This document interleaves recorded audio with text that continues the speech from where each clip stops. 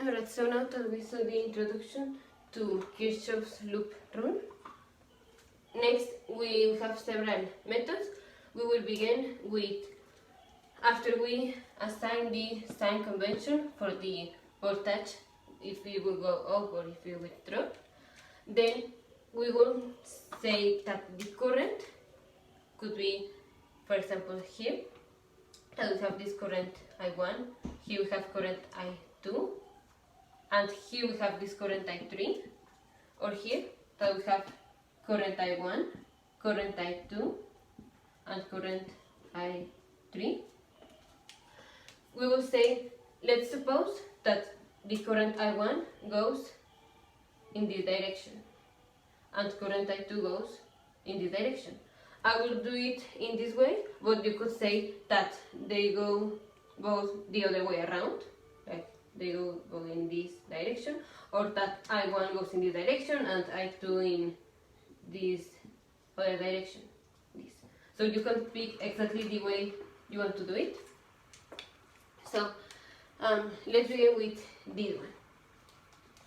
So in this case, we have that the closed integral of the electric field times the distance, that is the voltage, will always be 0. So we need to take the drops and the increases in the voltage. So we will have two equations, and this will be a system of equations that will lead us to solve I1 and I2 and then I3. So you can begin in any part of the circuit that you want. We could begin, for example, here, in this point. And you will need to choose two loops. This could be one loop, this could be one loop, and this could be the other loop. Or the other loop could be the whole system. So you choose whenever of these two of these three loops. In this case, I will choose this loop and this loop. So for this point here, I will go in the direction as the current goes. So I will go in this direction. So I go from a positive to a negative. The voltage is going from positive to negative.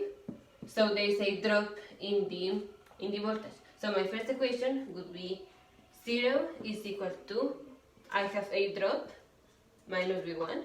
Then I have the R1 I1, that is some voltage, and it is decreasing because it is going in the same direction as the current. So I have a drop. So minus I1 R1. Then another drop, I1 R3. And then I come back here to this point. And I have other point, that is in this resistance 3, I have the current I1 going here, but I have also the current I2, because current I2 goes in this direction. That means that when I go here, from this passing here, I am decreasing the voltage across the resistor 3.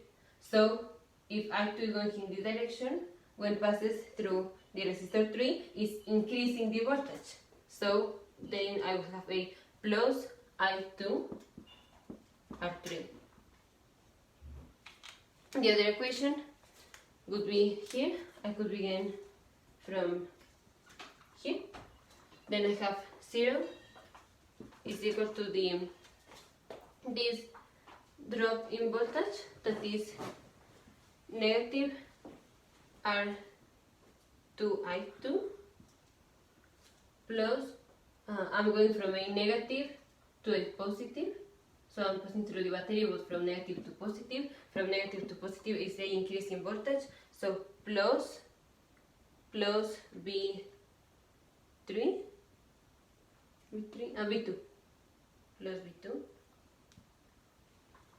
and then through this resistor there is a drop, so minus I2 R3, And if now I'm saying that going in this direction produces a drop in the voltage, then I have that when by I1 in this direction there is a increase in the voltage. So I have plus I1 R3.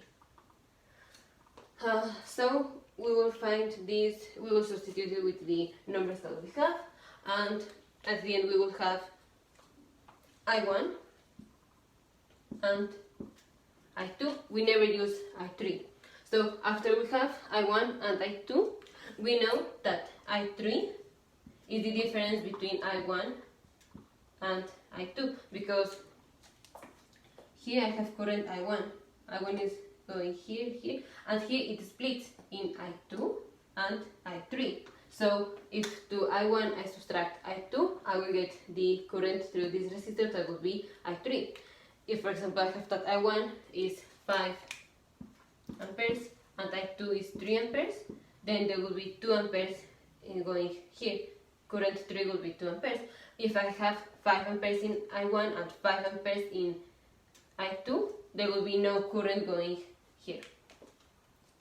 If you have that some of the current results to be negative, that means that the current does not go in the direction that you put. So if I2 was, for example, negative 5 amperes, that means that I2 is positive 5 amperes, both in this direction.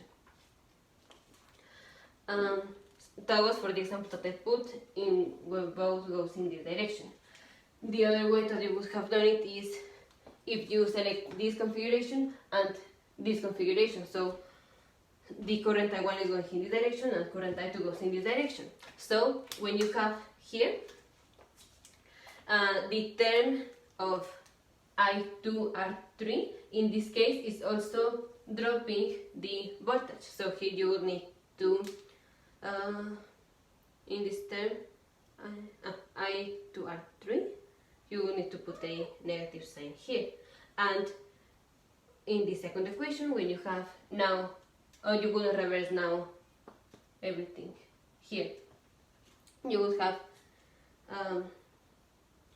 from this point now, you will go in this direction. So we have I2R3, negative I2R3. So negative I2R3. Then goes from positive to negative, so it will be a decrease in the voltage, so here you put a negative sign. Then you go through this, there is a decrease in voltage, so R2, I2, negative R2, I2, and then you have a decrease from the current I1, so you put a negative here, and you will have the same results. So if you have at the end some negative current, don't worry, that just means that the direction was opposite to what you select. So let's do this same, for example, this. And this is a simple circuit. Actually, it is simpler than this, because here you can do it in a more intuitive way. That is, if you see the whole loop, you see that current I1 could be all this. So you could say V1 plus V2 would be equals to I1 R1. You could also do it the other way around, that is the, as we did here. Then we could begin from this point. And so we have, let's say that the current goes in this direction, I1 goes in this direction, and I2 goes in this direction. So I have a, from positive to negative, there is a drop. So negative V1, then negative I1 R1, then negative R2 I1, and I return to this point. But I have I1 is going in this direction, so the drop in voltage instead of this resistor was in this direction, and current I2 that is going in this direction then would be increasing, because I1 goes in this direction and I2 goes in this direction when passing through the resistor. So plus I2 R2. And for this, I would have, if I begin from here, then I will have this drop, so 0 will be equal to negative I2R2, all the way down here, from positive to negative, minus V2, and the increase in voltage from I1, R2. And with this we could find the voltage again. The voltage and the resistance, the current. The other way is, instead of using the loop and the loop, we use all this loop. So if we use all this loop, we would have from here we have minus V1, well, 0 equals to minus V1 minus R1I1, all the way here, 2 plus 2 negative is minus V2, and if you rearrange this, you have R1I1 equals to V1 plus V2. That is the same that you got here in the most intuitive way without thinking too much about this method. Alright. The other method we have is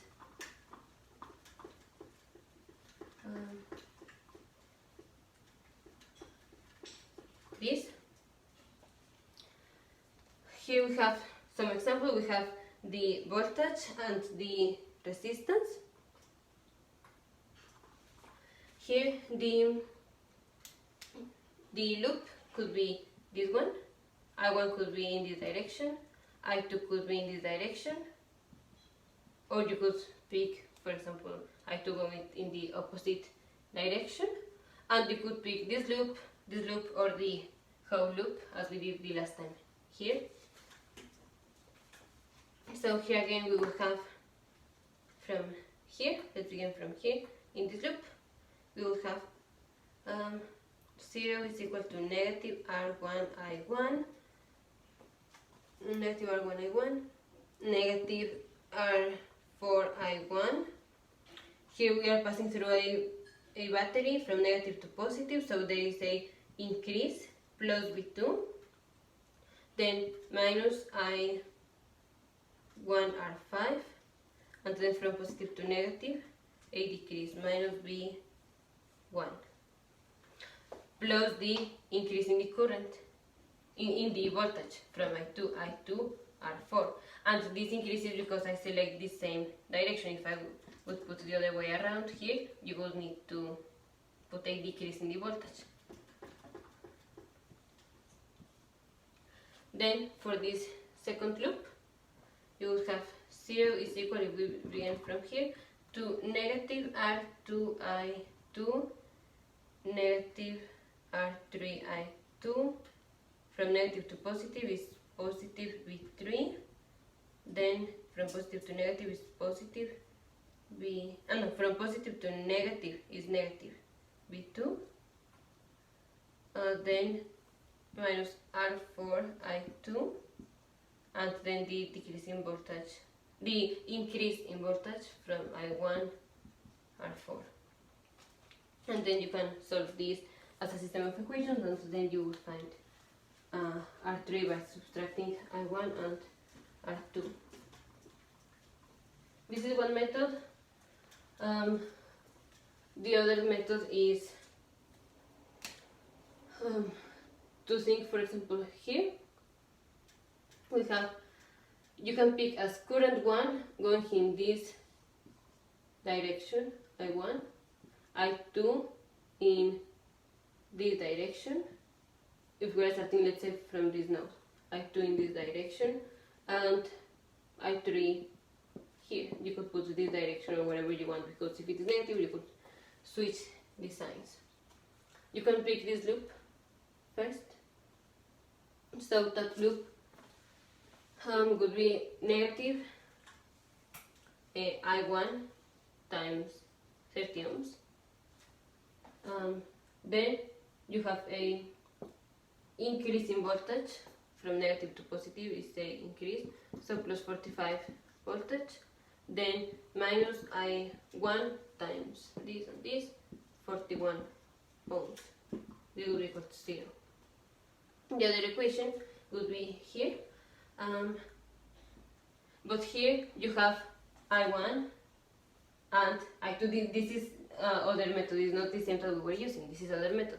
So to do this complete loop, we have I1 until here, and we have then I2 here. So in this direction, we have again minus I1, 30 ohms,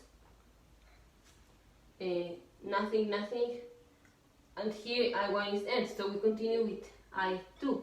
So we have 20 ohms, and we would have a decrease in 20 ohms, but that would be if we were in the direction of the current that we assigned to be this. But because we are doing the loop in this direction, then it is a positive. It is the switching sign, so it is 20 ohms times I2, 21. And then we have a positive to negative, that it's a decrease in voltage, so minus 80 volts. And there you have it.